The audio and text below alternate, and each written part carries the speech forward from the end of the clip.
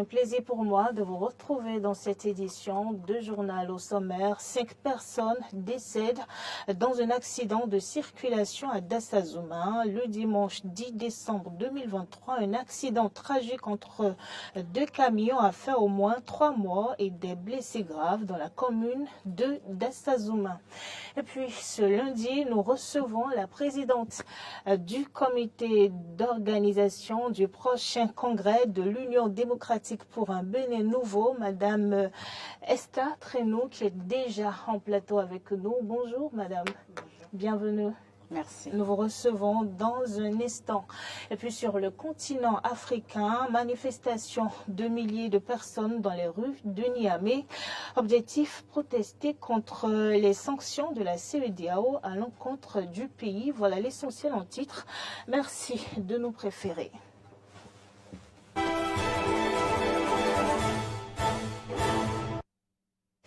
Vous faites bien, Madame, Monsieur, de toujours préférer votre chaîne de télévision Eden TV pour vous informer. Le parti Union démocratique pour un Bénin nouveau, UDBN, organise très prochainement un congrès. Nous sommes avec la présidente du comité d'organisation, Madame Esther Trenou. Bonjour. Bonjour.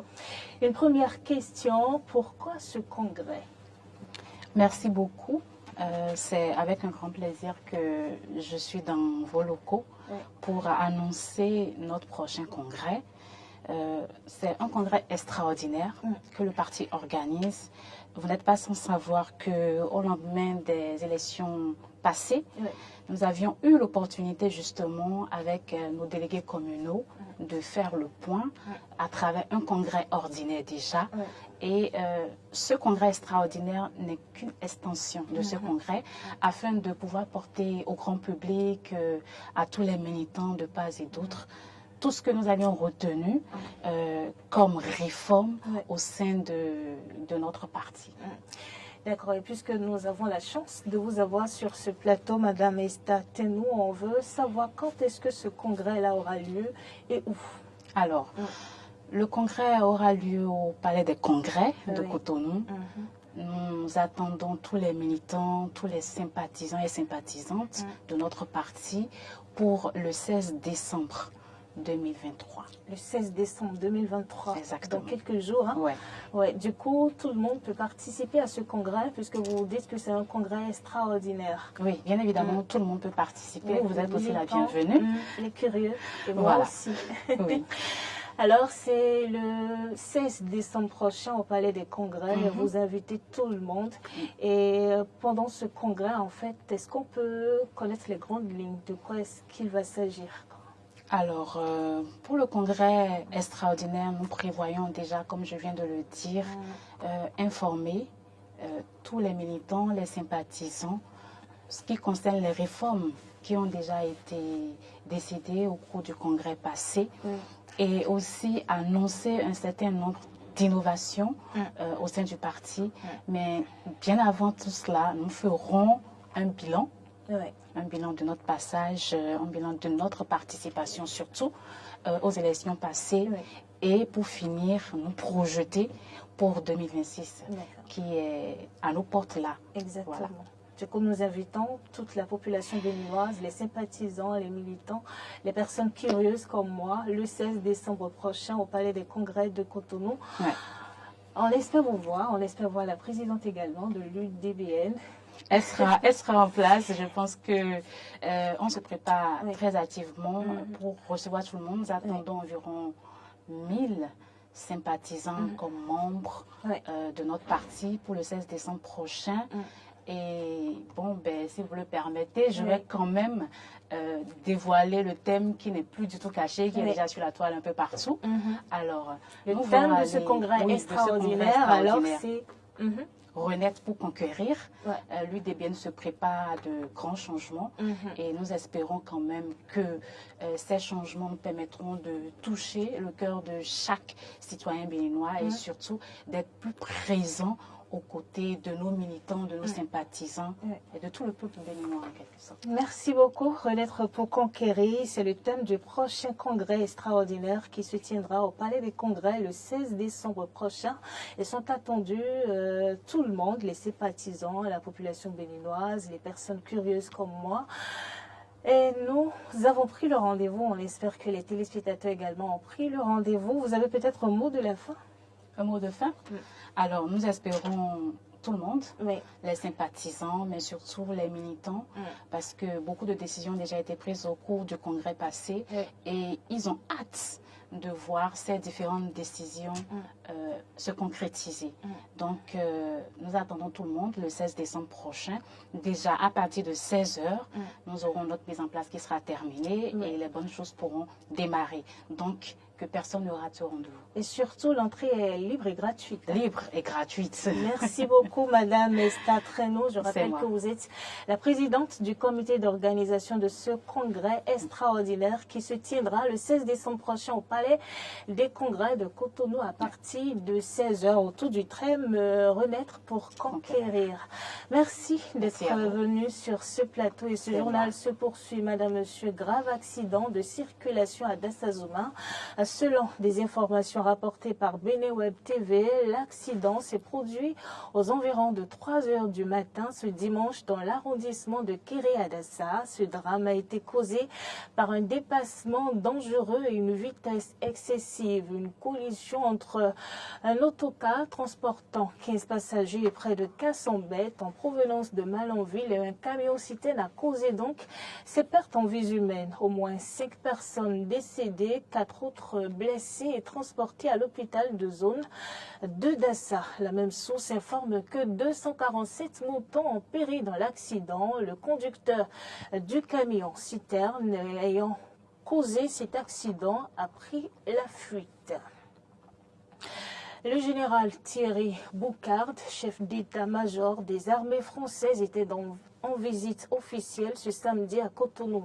L'officier français est venu discuter avec son homologue béninois, le général Fructueux Baguidi, chef d'état-major des forces armées béninoises, du renforcement du lien de coopération militaire entre la France et le Bénin. Clémence Tonocoin y était pour le compte d'Eden TV. Voici son compte rendu. C'est une série d'activités visant toutes à consolider la coopération militaire entre le Bénin et la France qui a meublé cette visite à Cotonou du chef d'état-major des armées françaises.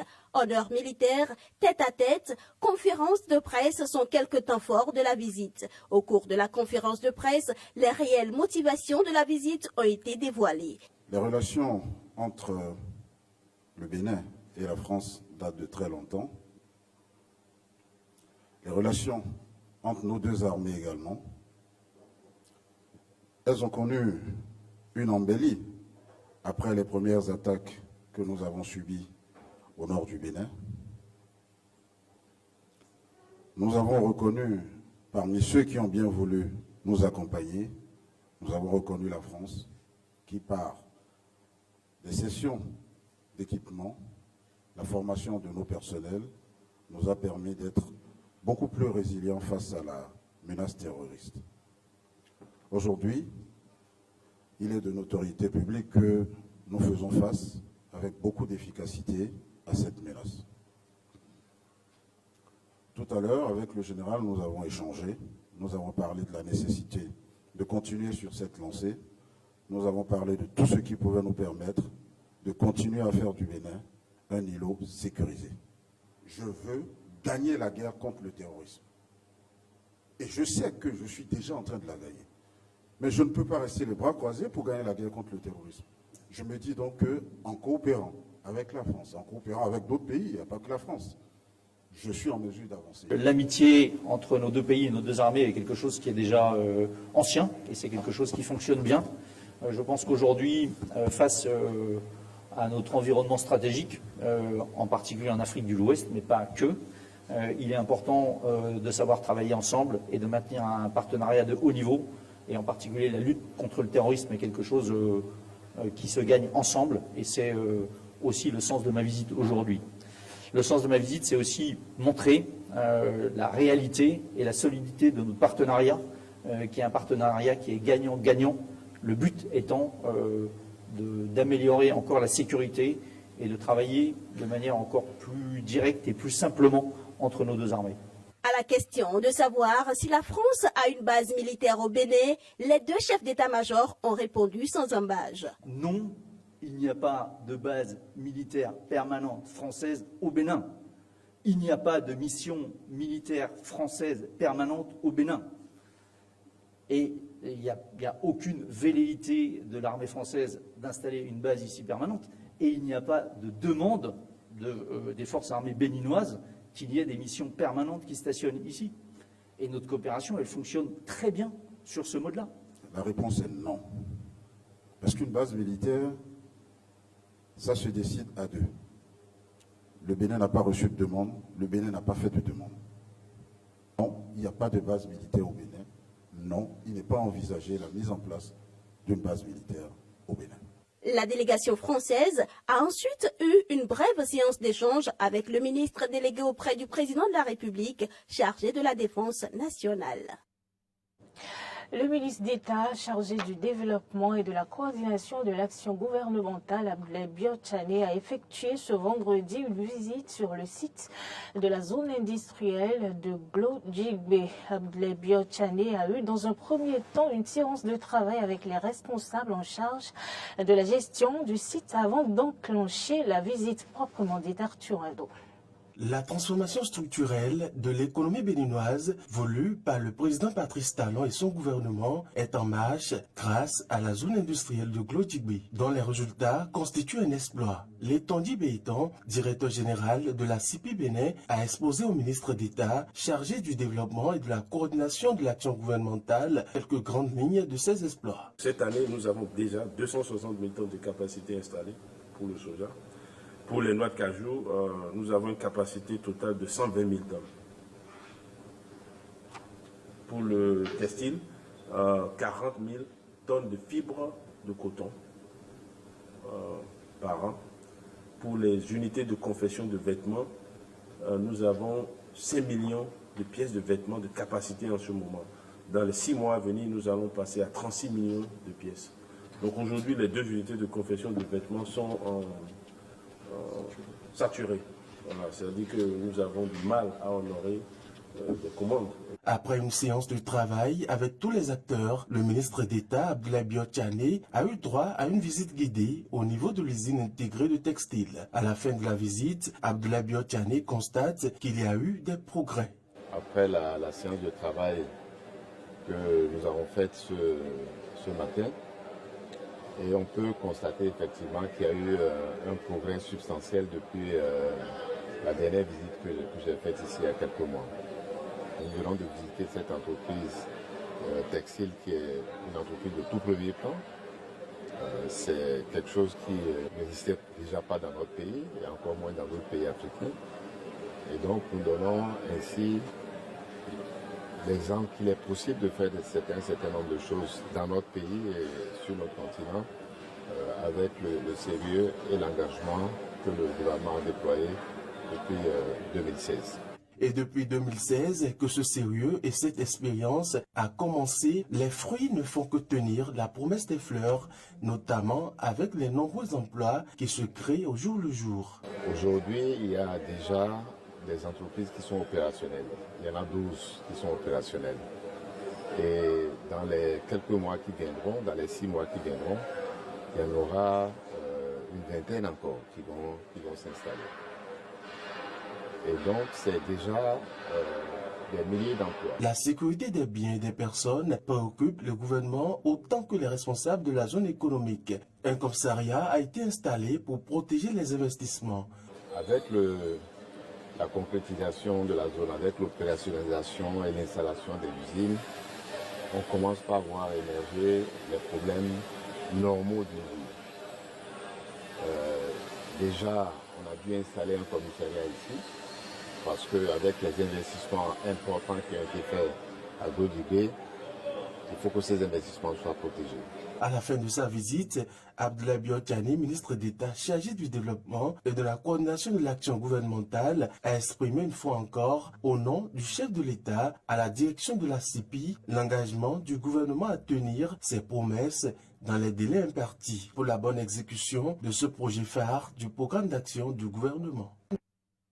Le comité de facilitation de la carte de presse a organisé une conférence de presse à la Maison des médias à Cotonou pour dénoncer une manipulation en cours à la Haute Autorité de l'Audiovisuel et de la Communication HAC dans le cadre des prochaines élections. Dans sa déclaration, le président du comité tire alerte sur le projet de code électoral qui viole les tests de l'institution. Je vous propose d'écouter Michel Aonon. Les conseillers de la HAC, en violation des dispositions de la loi organique régissant l'institution, ont concocté un projet de code électoral pour l'organisation et la gestion des prochaines élections sans associer la Commission électorale nationale autonome Sénat, organe public chargé de la gestion des élections dans notre pays. Un projet de code électoral, fruit d'un travail de détricotage du code électoral que les associations professionnelles des médias ont toujours utilisé pour organiser les élections en leur sein, pour désigner leurs représentants, dont la dernière s'est tenue en juin 2019. Des recoupements d'informations et de nos investigations, ce projet funeste fait l'objet actuellement de certaines consultations pour être adopté comme règle générale des élections sans une large concertation et une sérieuse consultation des acteurs.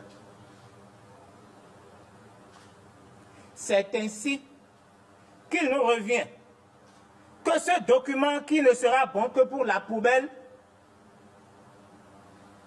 indique à bien des égards que les professionnels des médias qui seront appelés à choisir leurs représentants pourraient s'inscrire sur les listes électorales avec une carte d'identité au lieu de la carte de presse.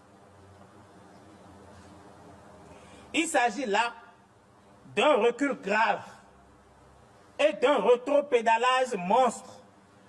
Si cette disposition arrivait à être adoptée en l'état, la HAC violerait non seulement sa propre loi organique, mais plus encore les dispositions de la loi 2015. Sur ce point, les professionnels des médias mettent l'institution en garde contre toute manœuvre sur la carte de presse visant à les dessaisir de leurs droits. Aussi, nous plaît-il de dénoncer une disposition selon laquelle il serait même possible pour des anciens conseillers de la HAC de prendre part à la compétition en brandissant leur décret de nomination. Une aberration qui saute à l'œil, car pour nous, on ne devient pas journaliste par décret. C'est pourquoi, par le truchement de la présente conférence de presse, nous lançons un avertissement sonore à tous les cadres à divers niveaux et aux conseillers de l'institution à faire très attention à cette aventure périleuse qui consisterait à détricoter notre code électoral pour en faire une décision taillée à la mesure de ceux qui, de par leurs fonctions actuelles, ont déjà perdu la qualité de professionnels des médias. Sur le continent africain, le 9 décembre dernier, des milliers de personnes ont manifesté à Niamey pour protester contre les sanctions de la CEDEAO à l'encontre du pays. Reportage.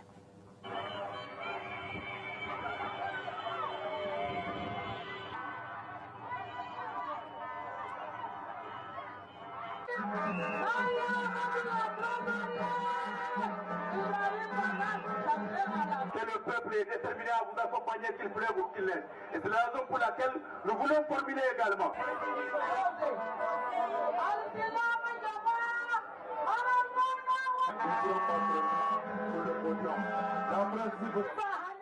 Voilà des images de nos confrères de RT sur ces manifestations au Niger. C'est déjà la fin de cette édition de journal. Merci madame, monsieur de nous avoir suivis.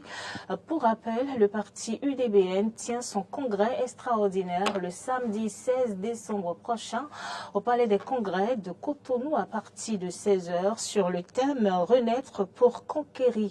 Et pour parler de tout ça, nous avons eu sur le plateau madame Esta Trenou qui est présidente du comité d'organisation de ce congrès extraordinaire. Merci de nous avoir suivis.